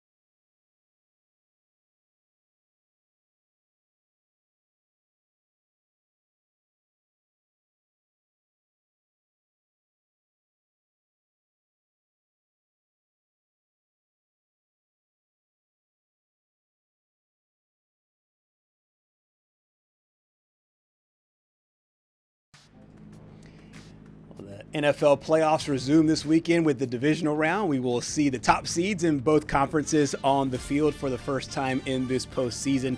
Starting on Saturday, the Bills and the Broncos. This line has kind of fluctuated. Oh, yeah. It's open with the Bills, now with the Broncos. So the money's been moving either way. A couple of days before game time here. Broncos right now, the 1.5-point favorite as the number 1 seed. And then it's the third date between the Seattle Seahawks and San Francisco 49ers. They open the season with one another. They close the season with one another. The Seahawks get the 1 seed, so they'll get the game at home. They're a touchdown favorite over the Niners. Then in the AFC, it's the New England Patriots coming off their win over the Chargers last week. Will face the Houston Texans, who won on Monday night against the Pittsburgh Steelers, a field goal favorite for Drake May, Mike Vrabel and company. And the LA Rams, they are a favorite on the road as the team from the only city underdog. of The only underdog is a favorite. And that is so interesting to me because that game is in Chicago. Yeah, it's supposed to be cold, and that is a West Coast team going there. But keep in mind, the Rams, they beat Philly last year in the cold. I think that game was snowing last year. So I was a bit surprised when I saw the line, just mainly because you don't normally see those teams that from warm weather cities go to super cold weather cities and be the favorite just because you expect the elements to play a part. Well, I think the game that you were talking about was the divisional last year that the Eagles ended up – I do believe the Eagles ended up winning, but I think that they gave Philadelphia the toughest fight in the entire playoffs. Yes, that's what I meant. It played well. You look at the Washington game, and for a second I thought Jaden Daniels and company were going to be able to get it done because they did end up getting 1 win in the regular season last year against the Eagles, but that's also the game that Jalen Hurts, I believe, threw 4 interceptions and then left with an injury, so you had Kenny Pickett come in and play the second half, and that just was never going to go well. But I think when you look at this Rams team, they were 10.5-point favorites last week, and they were in danger of losing to the Carolina Panthers, who finished with a record below 500. Right. And, I mean, this is a Rams team that has Super Bowl aspirations, especially with Matt Stafford playing at an MVP caliber. Don't know. We won't know for a few more weeks if he does end up winning the MVP. I wouldn't be surprised if it was him. I wouldn't also be surprised if it was Drake May. Yeah, same here. And I think that this is – everybody has been calling this a wide open AFC because there's no Patrick Mahomes and there is no Lamar Jackson in these playoffs. So I find the 1 seed very interesting here in the Denver Broncos looking to avenge the loss from last year. Yeah. But for Josh Allen, this is a monster playoff game for him as well because, like I said, it seems like, hey, no Joe Burrow, no Lamar Jackson, no Patrick Mahomes. It feels like the MVP should be able to take over here. I am the most intrigued. Of course, I'm a Patriots fan. I'll admit that. But I'm the most intrigued about this game, about this Bills Broncos game because of the expectations. And I think a lot of people think, and this is no disrespect to the Broncos, I think people think that this is not the strongest number 1 seed ever, especially with Bo Nix there at quarterback. Well, I mean, everybody makes a lot about 2026, and everyone wants to compare it to 2016. And, I mean, it does kind of feel like it's 2016 again. Yeah. The Broncos and the Seahawks both with the number 1 seed in their respective conferences. But you could also make the same argument about the Seahawks. Yep. Are you really a 1 seed with Sam Darnold at quarterback? People still don't believe in him, even though he's shown that, especially in Minnesota, besides the last few weeks of the season. And that's why. He still has had a couple of off games down the stretch with Seattle this year, but that defense is just so good. I think this game there's more on the line for the Bills if they lose. Like, if the Bills lose, that's going to tarnish their reputation a little bit more than if the Broncos do, because this is year 2 under Bo Nix. He really has taken that leap this year. He had a great year last year, led Denver to the playoffs. Obviously, we just talked about that wild card loss last season. Now they have a chance to avenge that loss in the divisional here this year. And Coach Sean Payton has been very high on Bo Nix for a long time. I think if you watch Bo Nix in college, both at Auburn and at Oregon, I don't know if anybody thought we'd be seeing him deep in NFL playoffs. No. I certainly did not. But one thing he is good, and I think these two are very good for each other, is that Sean Payton runs a system that is so well designed that it makes Bo Nix's job a lot easier. Yeah. And I think that he's able, where Bo Nix is able, and I don't mean to diminish his talent, but I think he's able to color within the lines enough to be able to run this offense. And the genius of this offense is Sean Payton and the defense. Yeah, and I think the one thing, though, that worries me a little bit about this Denver team is I almost want to relate it back to Dak Prescott's rookie year, where they had the first round bye, they had the wild card bye, and then they played in the divisional. And it's just sometimes people talk about how a young quarterback, you don't really want them to have that extended layoff. Maybe if you're like an older team that's been there before, it works in your favor a little bit. But I mean, you look at the last 5 games they played, they only won by 7 against the Raiders, who hold the number 2 overall pick, or number 1 overall pick, I believe. Right? The Raiders are 1 overall. Number 1 overall pick. You beat Green Bay by 8. You lost to Jacksonville. That's not a terrible loss, but you struggled with Kansas City without Patrick Mahomes, and they were on their 3rd string quarterback. And then you struggle with the Chargers. It's just all signs lead to a little bit of a shaky game here for Denver. And do you trust R.J. Harvey to be that lead back for this team? Because Bo Nix has proven that he's been able to get it done early in the season. Right. It just feels like this team, they were going downhill. They had their foot off the gas here for a little bit, and they're starting to sputter out here. I agree with you. I think that this is not usually when your number 1 seeds have been dominating throughout the course of the year. This team is not dominating throughout the course of the year, but they're winning the games, though. That's true. And Sean Payton is a championship coach. He won a championship with the New Orleans Saints, looking to do the same with the Denver Broncos. He talked about those Buffalo Bills who will face on Saturday. I've got a ton of respect, and I consider Sean a good friend in this profession. He was back with Andy and Philly and the late Jim Johnson, and Steve Spagnuolo, Sean McDermott. Jim was one of the finest coordinators our league's had a few, but he was a special guy, and you could see the impact he's had on these. And I'm not saying younger defensive coaches, but shoot, these guys that were all getting older. But I think a lot of him have a ton of respect for him, the team. And then you study the opponent and, obviously the quarterback, but all elements of the team differently than, as you sit there and you look at how the Chargers line up and play, front coverage, offense, they're different type teams. Meanwhile, let's flip this thing over to the Bills, because this might be the most compelling 6th seed probably in NFL history. And I haven't seen so much love because, like we said, when the initial lines came out, the Bills were the favorite. I haven't seen so much pressure, so to speak, on a team that did not win their division, that come in as the 6th seed, and now have to go on the road to Mile High in altitude to go win a game. How much pressure do you think is on this team as they try to get that win there on the road? I don't know, because I feel like, the demons of the past are out of the playoffs here this year. You see that on the lower third there. 5 of his 6 losses in the playoffs have come to either Kansas City or Cincinnati, and the other one was, I believe, Houston in his first year. So you're looking for your first Super Bowl appearance. You take down Jacksonville, who has a pretty good defense here, and can you keep it rolling against Denver? Who knows? Absolutely. Sean McDermott is the head coach of this football team, and I think there's been talked about him as this team moves forward. You heard it from Coach Sean Payton just a moment ago, talking about Sean McDermott. Here's Coach. Yeah, you could see it on the tape. You're checking boxes. Brandon and myself, as we're going through it, and he saw him. He got a chance to see him obviously before I did, and I remember Brandon saying he stood next to him in the end zone at pregame warmups. He's like, you wouldn't believe how big this guy is. But big does not necessarily mean tough. So the toughness part is you're watching tape and you're seeing the toughness part come out pretty clear.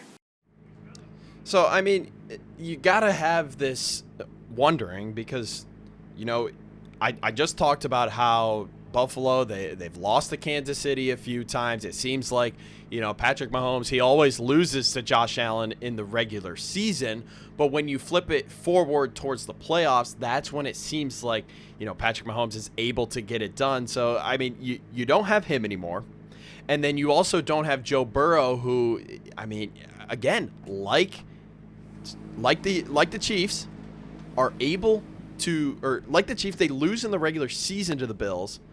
but the Bills are just able to get it done in the end. So it's just, I don't know, because it almost feels like this has to be the year for Josh Allen. Yeah. You look at these last 5 playoff results. You lost in the AFC Championship game in 2020. That was the Stephon Diggs staring celebration one. And they didn't really get back. They never got back with Stephon Diggs. 3 straight losses in the AFC Divisional, all to Kansas City and Cincinnati, and then that AFC Championship game lost last year. I was watching a show, and I forget which one it was now. It was one of the debate shows, and they were talking about the quarterbacks with the most playoff wins without a Super Bowl appearance. Josh Allen is the number 1 in the entire NFL. But the reason why that is noteworthy is because the graphic you just showed, all the times they've been close and lost. Yeah. I think back to that game where it was the 13-second game, everybody calls it, and obviously Josh Allen goes down, Patrick Mahomes comes back to score in 13 seconds. I don't think we'll get those kind of fireworks in this season, but I do feel like if you're going to ask yourself one question about this game, it's who you trust more. Yeah.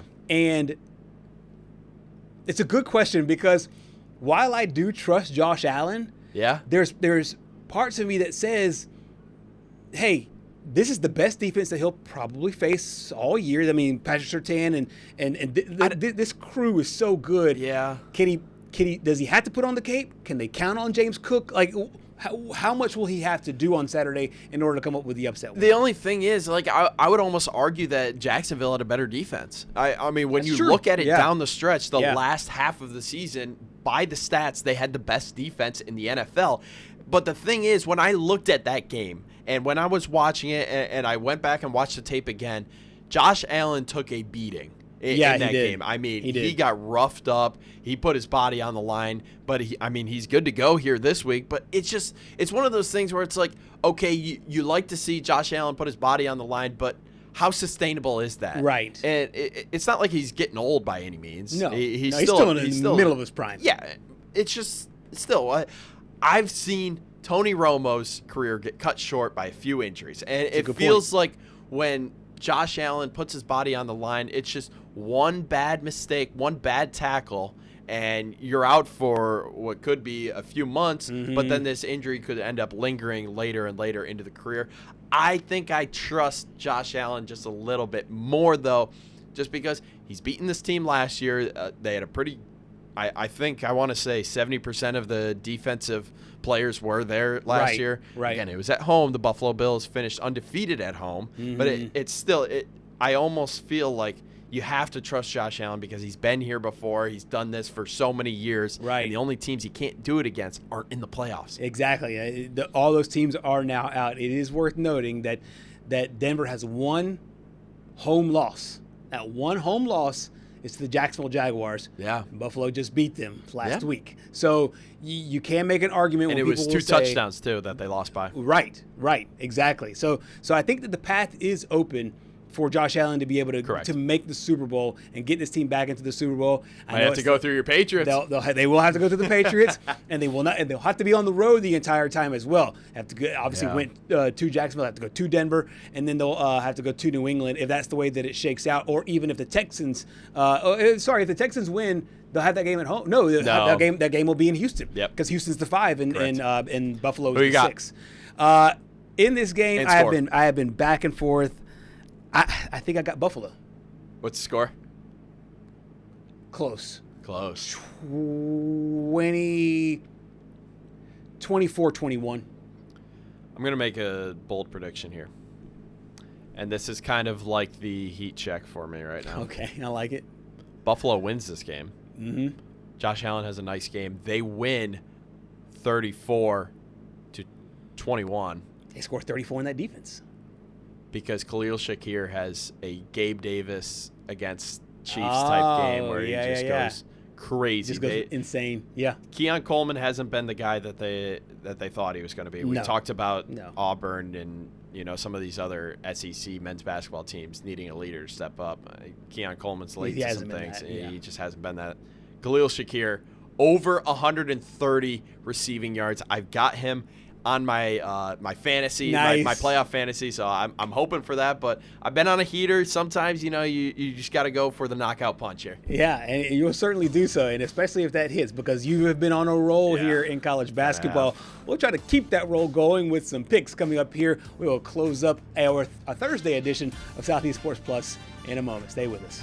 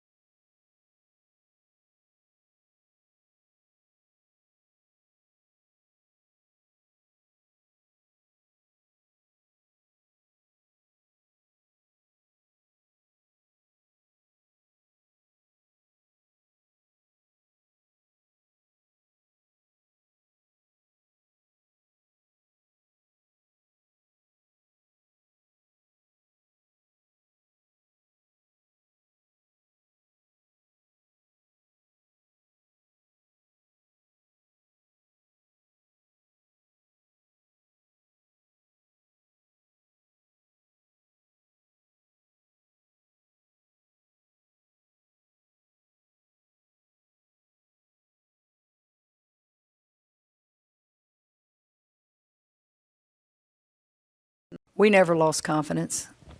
That's just not my DNA. That's not anybody's DNA. Look, guys, Reed, I'm going to tell you something. I beat Texas, so you can't write that in your articles anymore. Do you know how many times I beat Texas in my career? Go look it up. Do you know that I have lost 3 of my first 4 games in a conference before and made it to a Final Four? Write that article. Okay? Losing games in this league, that's how hard it is, guys. That's how hard it is. You don't get too high, you don't get too low. I didn't run around the gym and throw my clothes off because we beat Texas tonight. It's a tough league. Texas is a Final Four team, and we got to prepare for another great team on the road. So don't read too much into back-to-back losses or a tough loss or anything like that. Understand 8 new players. They're good. They're talented. They're going to get there. We haven't arrived yet. We're not polished yet. But, man, are we getting tougher? Are we getting tougher? And that's all you can ask them. Coach Nick Saban would call it rat poison. Poison. Coach Kim Mulkey is just like, hey, it is a tough league, and just calling it the facts. LSU is off tonight, but plenty of women's basketball tonight on tap, and a lot of really great matchups. We saw some craziness last night on the men's side. Can we see it on the women's side? Vanderbilt, the number 5 team, on the road of almost a double-digit favorite in Starkville against Mississippi State. Probably the game of the night. Might be the game so far the SEC so far this year. Top 5 battle at South Carolina and Texas, number 2 versus number 4 in the country. Also tonight, Kentucky, a big favorite over the Gators. And we got Missouri and Arkansas at 6:30. Meanwhile, the late game tonight, it is Auburn and Alabama, the Iron Bowl of women's basketball. Yep. It is Alabama, a big 10.5-point favorite there over the Auburn Tigers. And once again, we got time for some predictions. This one, we're going to do spread. Okay. Yes. Because I would expect Kentucky to beat Florida. Right. Because this one's we're just going to do spread. The favorite, yeah. Favorite, okay. Yeah. The favorites. So Vanderbilt 9.5 at Mississippi State. I think Vanderbilt is they probably took a note from their men's side and was like, "Hey, look, Yeah. we can go on the That's road what and I was we can be beaten." And I think they take care of business. They cover against Mississippi State. Yeah, because I mean they want to keep this start rolling, and I know the men ended up losing their winning streak to start the season last night. They want to take a page out of that book and be like, hey, if this doesn't light a fire under us about it, because sometimes if you do win a ton of games in a row, you can get complacent, and I think that's the wake up call that they need, even though it wasn't specifically their team. Right. I mean, it their definitely jerseys. helps. Yeah. And then, as you mentioned, the big game of the night, number 4 Texas at number 2 South Carolina. Can't wait for this one. I really like South Carolina. That feels like a lot of points for a top 5 matchup. I think South Carolina is just playing better basketball right now, and the vendetta continues. I'm actually going to go Texas here. Ooh, okay. I know it's a little bit surprising because South Carolina won the first game. That's right. And I talk all the time about teams that play in a rematch. Usually the team that wins first loses the second time. Texas is coming off a tough loss to LSU. Yep. And Madison Booker, I think, is going to take over tonight. Vic Schaefer, all the comments about vendetta and a stench. Well, the only vendetta that South Carolina is going to have against Texas is the fact that they played them again and then they lost. That's right. That's right. I like that. All right, so Kentucky, a monster favorite tonight over Florida. Yeah, we just talked with Colby Wilson about this game and this team. 18.5, that's a lot of points. I still think I'm going to go Kentucky here, 18.5. If it wasn't in Lexington, if it was in Florida, that could be a dangerous game for Kentucky to be able to cover 18 points. This game being at home, though, I do see Kentucky pulling away late. You might need to cross your fingers there towards the end to cover that entire spread. No line here on this one. Arkansas at Mizzou. I like Missouri to win at home. Yeah. I'll take Missouri to win at home. Yeah. And then the final one, Alabama-Auburn, their arch rivals, matching up tonight on the court. Bama having a really good season, and they are a 10.5-point favorite. I think I have to go with Alabama here. They're on a little bit of a roll right now. I believe they did just beat Kentucky here just a few weeks ago. And Auburn, they're still trying to find their identity here. And sometimes it takes teams until February to find an identity, and I just think Alabama rolls here. I think so, too. I think Alabama gets the win and might have to pull away towards the end there as well. Auburn still looking for who they are with a new head coach and everything else. I think Bama gets the win. Thank you so much for joining us here on Southeast Sports. Plus, we're back tomorrow, 2 to 4. We'll see you then.